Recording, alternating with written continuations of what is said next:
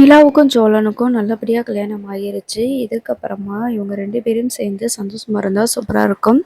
இப்போ வீட்டுக்கு கூட்டிட்டு வந்துர்றாங்க. நம்ம கோவில்ல இருந்து வீட்டுக்கு கூட்டிட்டு வராங்க. வீட்டுக்கு வந்ததுக்கு அப்புறமா நம்ம நிலாவோட அண்ணி தான் வந்துட்டு ஆரத்தி எடுக்கிறதுக்கு கரைச்சி குடுக்குறாங்க. அதுக்கப்புறம் பாலும் பழமும் குடுக்குறாங்க. ஸோ இந்த மாதிரி போயிட்டுருக்கும்போது, சில நலங்கு வைக்கிறதெல்லாம் போயிட்டுருக்கும்போது, நிலா கிட்ட வந்து நான் கொஞ்சம் பேசிக்கிறட்டுமா அப்படின்னு சொல்லிட்டு சேரண்ணா கிட்ட வந்து நிலாவோட அப்பா வந்து கேட்காங்க. என்ன சார் இது? நிலா கிட்ட பேசுறதுக்கு என்கிட்ட பெர்மிஷன் கேட்குறீங்க அப்படின்னு சொல்லிட்டு சேரன் சொல்றாங்க. அதுக்கு இல்ல இப்ப நிலா உங்க வீட்டு பொண்ணு. நான் உங்ககிட்ட தானே கேட்கணும் அப்படின்ற மாதிரி கேட்குறாங்க. அதெல்லாம் எந்த ரூல்ஸும் இல்லப்பா. நீங்க தாராளமா என்கிட்ட பேசலாம் அப்படின்னு சொல்லிட்டு நிலா வந்து நம்ம சோழன் கிட்ட கேட்குறாங்க. நான் போய் பேசட்டுமா அப்படின்னு சொல்லிட்டு கேட்குறாங்க. போயிட்டு வா நிலான்னு சொல்லி அனுப்புறாங்க. அதுக்கப்புறமா நிலா கிட்ட வந்து மனோகர் வந்து சொல்றாரு, நான் உன்னைய எப்படியெல்லாம் வளர்த்தேன். ஆனா நீ இப்படி உன்னோட தலையெழுத்த அமைச்சு வச்சிருக்கிற அப்படின்னு சொல்றாங்க. நிஜமாவே சொல்றோம். உனக்கு கல்யாணம் பண்ணதுல எங்களுக்கு சுத்தமா எந்த விருப்பமும் இல்ல. இருந்தாலும் உனக்கு பிடிச்சிருக்குன்றதுனால தான் உன்னோட கல்யாணத்த வந்து நாங்க நடத்துறதுக்கு சரின்னு சம்மதம் சொல்லியிருக்கோம். இல்லைன்னா எனக்கெல்லாம் இந்த கல்யாணத்துல சுத்தமா விருப்பமும் இல்ல. அவன பார்க்க கடுப்பா வருது அப்படின்னு சொல்லி சொல்லுவாங்க. என்னப்பா இது சொல்றதுக்கு தான் என்னைய கூப்பிட்டீங்களா? என்னதான் ஆனாலும் அவர் என்னோட புருஷன்ப்பா. கொஞ்சம் பார்த்து பேசுங்க அப்படின்னு சொல்லிட்டு நிலா சொல்றாங்க.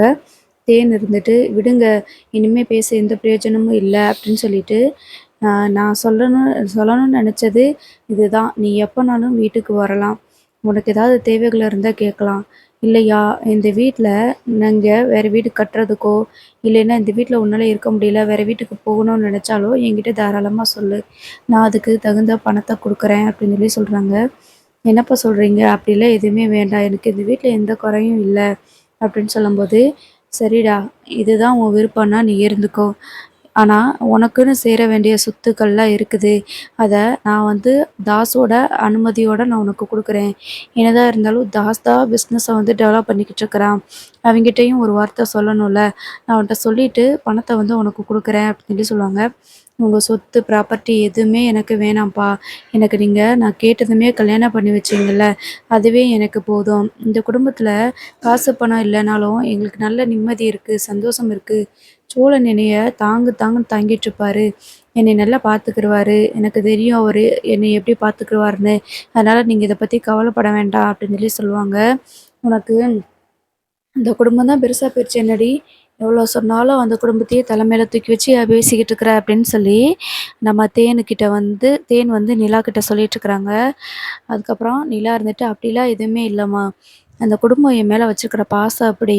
நான் எது டிசைட் பண்ணாலும், என்ன முடிவு எடுத்தாலும் எனக்கு சப்போர்ட்டா இருப்பாங்க. நான் எடுக்கிற முடிவு சரியா தான் இருக்கும்னு சொல்லிட்டு அவங்க நினைப்பாங்க. ஆனா, நம்ம வீட்ல அப்படி கிடையாதும்மா. என்கிட்ட எதுவும் இத பத்தி பேசாதீங்க. எதுவும் சொல்ல வேண்டாம். அவ்வளோதான். இதுதான் என்னோட வாழ்க்கை. நான் நல்லபடியா வாழ்ந்துக்கிறேன் அப்படின்ற மாதிரி சொல்லுவாங்க. அப்பதான் சோழன் வந்துட்டு, "என்ன இவ்வளோ நேரம் பேசிட்டு இருக்கிறாங்க? கல்யாணம் ஆகி போச்சுல்ல, இனிமே எப்படி கூட்டிட்டு வர முடியும்?" அப்படின்னு சொல்லிட்டு கெத்தா உட்காந்துக்கிட்டு இருப்பாங்க. தாசு பார்த்து பார்த்து முறைச்சுக்கிட்டே இருப்பாரா. சோழன் இருந்துட்டு, "என்ன மச்சான் சும்மா சும்மா பார்த்து பார்த்து முறைச்சிட்டே இருக்கீங்க? என்ன விஷயம்? பிசினஸ்லாம் எப்படி போயிட்டுருக்கு?" அப்படி இப்படின்னு சொல்லிட்டு இருப்பாங்களா. உடனேன்னு எதுவுமே பதில் சொல்லாம அப்படியே அமைதியா இருப்பாரு. தாஸ் இருந்துட்டு, "எல்லாம் என் நேரம்டா. உன்கிட்டலாம் உட்காந்து பேசணும்னு" அப்படின்னு சொல்லுவாரு. சொல்லவுமேன்னு நம்ம சோழனுக்கு ஒரு மாரி ஆயிரும். சொல்லிட்டு, "அ மதி வேகமா வர சொல்லு அப்பா, அம்மா என்னதான் பேசுறாங்க இவ்வளோ நேரம்? வா நான் வெளியில நிக்கிறேன். கார்ல வெயிட் பண்றேன். நீங்க வேலைய முடிச்சுட்டு வாங்க" அப்படின்னு சொல்லிட்டு அவர் வந்து போயிருவாரு. அதுக்கப்புறமா நம்ம நிலா வந்துட்டு, "என்னது இது அண்ணன் வெளியில போறாங்கன்னு" சொல்லிட்டு, "எதுக்கு அண்ணன் கோச்சிட்டு போறான்?" அப்படின்னு சொல்லிட்டு கூப்பிடுறாங்க. "என்னப்பா முடிஞ்சா? உங்க ஆசை மகள்ட்ட எல்லாத்தையும் பேசிட்டீங்களா? போம்மா, கிளம்புவோமா?" அப்படின்னு சொல்லிட்டு கேட்குறாங்க.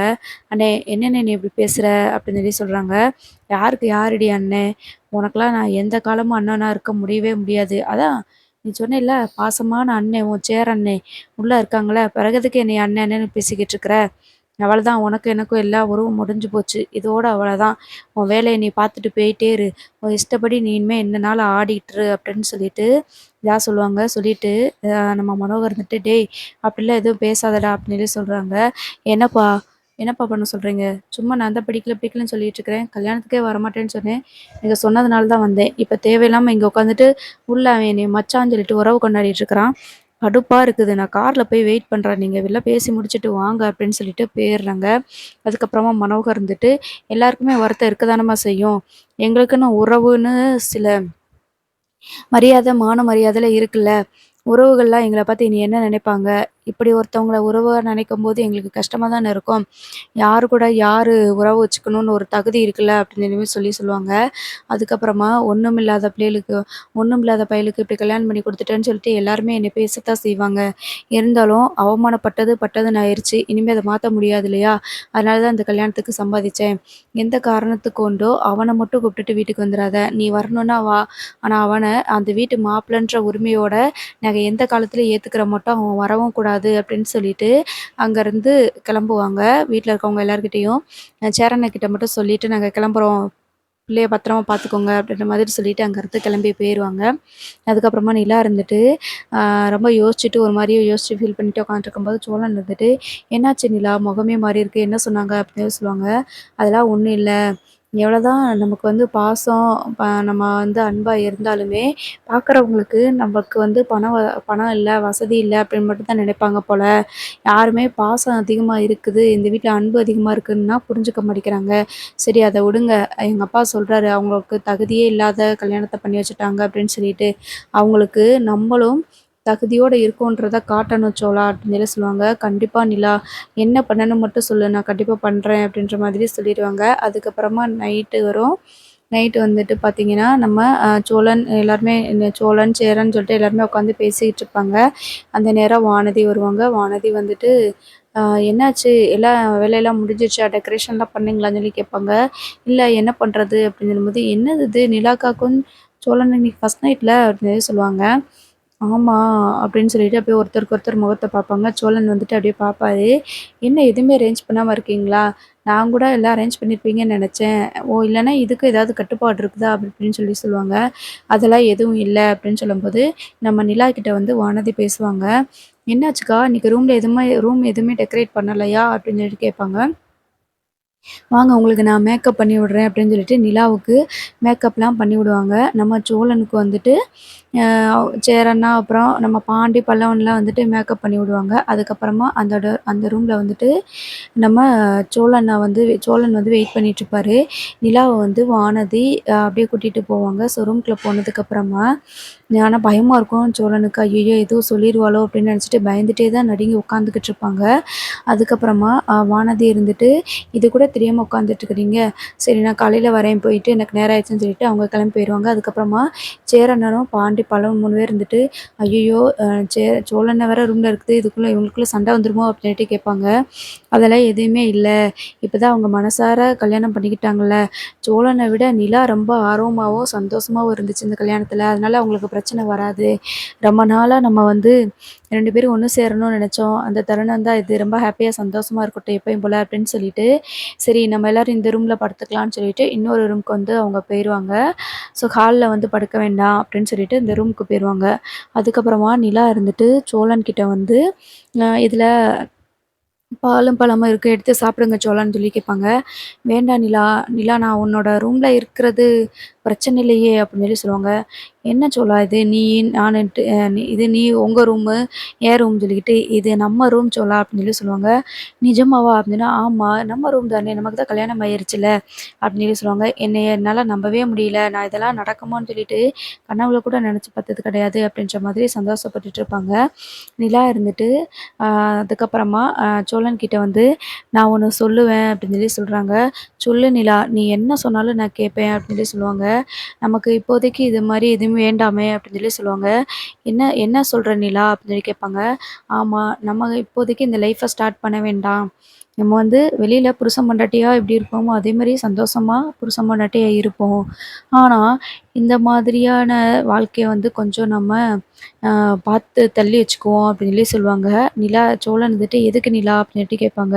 "ஆமா சோழா, நமக்கு ஃபர்ஸ்ட்டு சேரண்ண கல்யாணம் ஆகட்டும்.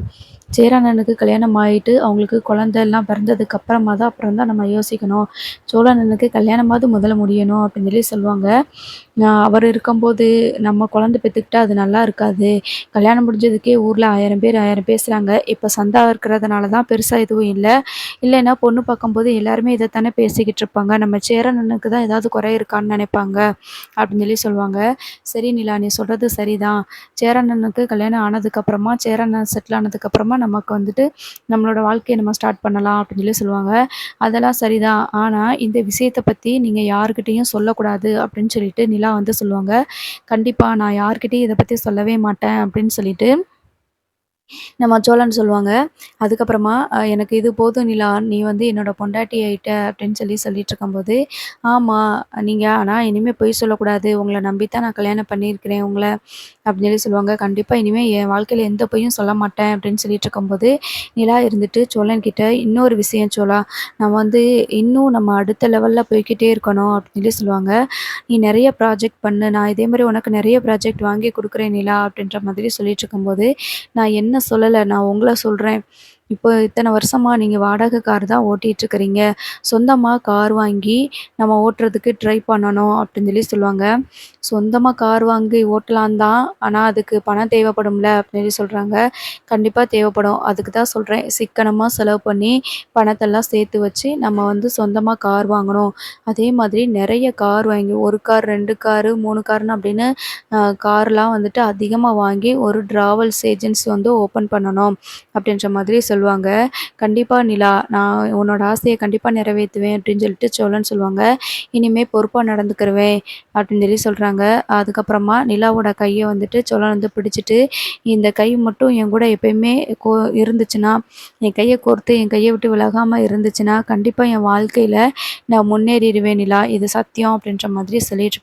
அதுக்கப்புறமா நிலா இருந்துட்டு, "சரி படுத்து தூங்குங்க. ரொம்ப டயர்டா இருக்கு. நான் தூங்க போறேன்" அப்படின்னு சொல்லிட்டு நிலா சொல்லும்போது, சரி ஓகே நீ படுத்து தூங்கு" அப்படின்னு சொல்லுவாங்க. "என்ன கீழ படுத்து தூங்குங்க" அப்படின்னு சொல்லுவாங்க. "மறுபடியும் முதல்ல இருந்தா? என் மேல நம்பிக்கை இருக்குல்ல. நான் எதுவும் பண்ண மாட்டேன். கட்டில்ல படுத்துக்கிறேனே" அப்படின்னு சொல்லுவாங்க. "முதல்ல கீழ படுத்து தூங்குங்க" அப்படின்னு சொல்லுவாங்க. "ரூம்குள்ள மட்டும் தான் வந்திருக்கேன். ஆனாலும் இன்னும் கீழ தானா? தரையில தானா?" அப்படின்னு சொல்லிட்டு சோழன் அப்படியே புலம்பிக்கிட்டே தரையில படுத்து தூங்கிருவாரு. அதுக்கப்புறமா காலையில நம்ம நிலா வழக்கம் போல எழுந்திருச்சு, அவங்களுக்கு சந்தேகம் வரக்கூடாது அப்படின்றதுனால நிலாவோட நிலா வந்து பார்த்திங்கன்னா, சோழனோட முகத்துல அங்கங்க குங்குமம் அது இதுன்னு தடவி விட்டுடுறாங்க. அதுக்கப்புறமா நிலாவும் எல்லாரும் எந்திரிக்கிறது சேரன் இருக்கும்போது, "சேரன் எந்திரிச்சிட்டாங்களோ" அப்படின்னு சொல்லிட்டு, அவங்களும் அந்த மாதிரி பூவெல்லாம் இழுத்து விட்டுட்டு, அந்த மாதிரி பொட்டெல்லாம் அப்படியே முகத்துல இழுத்து விட்டுட்டு அப்படின்னு சொல்லிட்டு போயிட்டு பாத்ரூம் போயிட்டு வராங்க. அதுக்கப்புறமா வீட்டுக்கு குளிச்சுட்டு வந்துடுறேன் அப்படின்ட்டு, "காஃபி போடட்டுமா நிலா?" அப்படின்னு கேட்குறாங்க. "இல்லண்ணே நான் குளிச்சுட்டு வந்துடுறேன்னு" சொல்லிட்டு நிலா போய் குளிக்கிறதுக்கு போயிறாங்க. அதுக்கப்புறமா ரெஃப்ரெஷ் ஆயிட்டு வந்துடுறாங்க. சாரிய மாத்திட்டு வந்துடுறாங்க. அதுக்கப்புறமா ரொம்ப நேரம் கழிச்சு சோழன் எந்திரிச்சு வராங்க. சோழன் எந்திரிச்சு வெளியில வரும்போது, நம்ம பல்லவனும் பாண்டியும் பார்த்து சிரிச்சுட்டே இருக்கிறாங்க. "என்னது இது? இவங்க எதுக்கு நம்மள பார்த்து சிரிச்சுட்டே இருக்கிறாங்கன்னு" சொல்லிட்டு, "டேய் எதுக்குடா என்னைய பார்த்து சிரிக்கிறீங்க?" அப்படின்னு சொல்லி கேட்பாங்க. "இல்லண்ணே ஒண்ணும் இல்ல" அப்படின்னு சொல்றாங்க. அதுக்கப்புறமா "ரொம்ப நேரம் தூங்கிட்டேனா?" அப்படின்னு கேட்குறாங்க. "இல்ல அதெல்லாம் ஒண்ணும் இல்ல" அப்படின்னு சொல்றாங்க. உடனே சேரன் வராங்க. சேரன் வந்ததுமே சோழன பார்த்து அப்படியே சிரிக்கிறாங்க. சிரிச்சுட்டு, "என்ன எல்லாருமே மாத்தி மாத்தி சிரிச்சுட்டே இருக்கீங்க?" அப்படின்னு சொல்லிட்டு இருக்கும்போது, நிலா இருந்துட்டு அதுக்கப்புறமா நிலா இருந்துட்டு, "ஐய்யய்யோ! சரி நீங்க போங்க ஃபர்ஸ்ட்டு பாத்ரூம் போய் குளிச்சுட்டு வாங்க" அப்படின்னு சொல்றாங்க. "என்னாச்சு நிலா? என்னாச்சு நிலா? நீங்க மொதல்ல போங்க" அப்படின்னு சொல்லும்போது, சரின்னு சொல்லிட்டு வேகமா நம்ம சோளம் வந்து டவல் எடுக்க போகும்போது கண்ணாடி பார்க்குறாங்க. கண்ணாடி பார்க்கும்போது அவங்களோட முகத்துலலாம் அந்த குங்குமம் அதெல்லாம் ஒட்டியிருக்குது. "இது எப்ப? இதுதான் நடக்கவே இல்லையே!" அப்படின்ற மாதிரி நிலாவ ஷாக்கா பார்க்குறாங்க. "ஓ! இதுதான் இவங்கலாம் சிரிக்கிறதுக்கு காரணமா? நிலா சரியான எல்லாரையும் நம்ப வைக்கிறதுக்கு என்னெல்லாம் பண்றா பாரு" அப்படின்னு சொல்லிட்டு அவங்கள போய் ரெஃப்ரெஷ் ஆயிட்டு வராங்க. அதுக்கப்புறமா நம்ம சோழனும், நிலாவும் சாப்பிட்றதுக்கு எல்லாருமே சாப்பிட்றதுக்கு ரெடியா உட்காந்துருக்குறாங்க. "இன்னைக்கு பூரி, சப்பாத்தின்னு சொல்லிட்டு நெறைய பண்ணியிருக்கேன்ப்பா" அப்படின்னு சொல்லிட்டு நம்ம சேரன் சொல்றாங்க. "நீங்க மட்டும் ஏண்ணே இவ்வளோ பண்ணீங்க? வழக்கமா பண்ற மெனுவ விட இன்னைக்கு அதிகமா இருக்கு" அப்படின்ற மாதிரி நிலா சொல்லுவாங்க. "ஆமாப்பா ஸ்பெஷலான நாளுல்ல" அப்படின்னு சொல்லிட்டு, "சரிப்பா நீங்க சாப்பிட்டுட்டு கோவிலுக்கு போயிட்டு வந்துருங்கப்பா" அப்படின்னு சொல்லிட்டு நம்ம சேரன் சொல்லுவாங்க. சரிண்ணே" அப்படின்னு சொல்லிட்டு நம்ம நிலா, சோழன் அப்புறம் எல்லாருமே உட்காந்து சாப்பிடுவாங்க. அதுக்கப்புறமா நிலாவும் நம்ம சோழனும் வந்து பார்த்திங்கன்னா கோயிலுக்கு கிளம்பி போவாங்க. அப்போ பாண்டி இருந்துட்டு, "பைக்கில் போயிட்டு வாடா" அப்படின்னு சொல்லி சொல்லுவாங்க. அதுவும் நல்லது தான், சூப்பர் ஐடியாடா அப்படின்னு சொல்லிட்டு நம்ம சோழன் வந்துட்டு பாண்டிக்கிட்ட சொல்லுவாங்க. அதுக்கப்புறமா நிலா வந்து, "ஆமா நம்ம பைக்லேயே போகலாமே" அப்படின்னு சொல்லிட்டு பைக்கில் போவாங்க. ஸோ கோவிலுக்கு போயிட்டு அர்ச்சனைலாம் பண்ணிட்டு, நம்ம நிலாவும் சோழனும் கொஞ்சம் நேரம் அங்கே உட்காந்துட்டு வருவாங்க. அப்போ தான் நிலாவோட நெத்திலையும் சரி, நெத்தியில வந்துட்டு உச்சியில வந்து குங்குமம் வச்சு விடுறாங்க நம்ம சோழன். அதுக்கப்புறமா நம்ம "என்ன நிலா காலையில இந்த மாதிரி எனக்கு முகம் ஃபுல்லா குங்குமம் அது இதுன்னு வச்சு விட்ருக்குற, ஏன்னா எனக்கு பயமா போச்சு" அப்படின்னு சொல்கிறாங்க. "அது எல்லாமே சும்மா நான் வந்து இது பண்ணது தான். எப்படின்னாலும் எல்லாருக்கும் நம்ம சேர்ந்து சந்தோஷமா இருக்கோமா இல்லையான்னு சொல்லிட்டு தெரியும்ல, தோணும்ல. அதனால தான் நான் அப்படி பண்ணேன். இப்போ வீட்ல இருக்கவங்க எல்லாருமே நம்ம ஹேப்பியா இருக்கிறோம்னு நம்பிட்டாங்கல்ல" அப்படின்னு சொல்கிறாங்க. "நம்ம உண்மையிலேயே ஹேப்பியா தானே இருக்கிறோம்" அப்படின்னு சொல்கிறாங்க. "அதெல்லாம் இருக்கிறோம் சோளம், இருக்க தான் செய்றோம். சந்தோஷமா தான் இருக்கிறோம். இருந்தாலும் அடுத்தவங்களுக்கும் அப்படி தெரியணும்ல, அதனால தான்" அப்படின்னு சொல்லி சொல்கிறாங்க. "படத்த பார்த்து கெட்டு போயிட்ட நீ அப்படிதானே" அப்படின்னு சொல்லிட்டு நம்ம சோழன் வந்து சொல்லிட்டுருக்காங்க. அதுக்கப்புறமா பார்த்தீங்கன்னா, நம்ம சோழன் வந்து கார் வாங்குறதுக்கு ட்ரை பண்ண போறாரு. பார்ப்போம் என்ன நடக்குதுன்னு.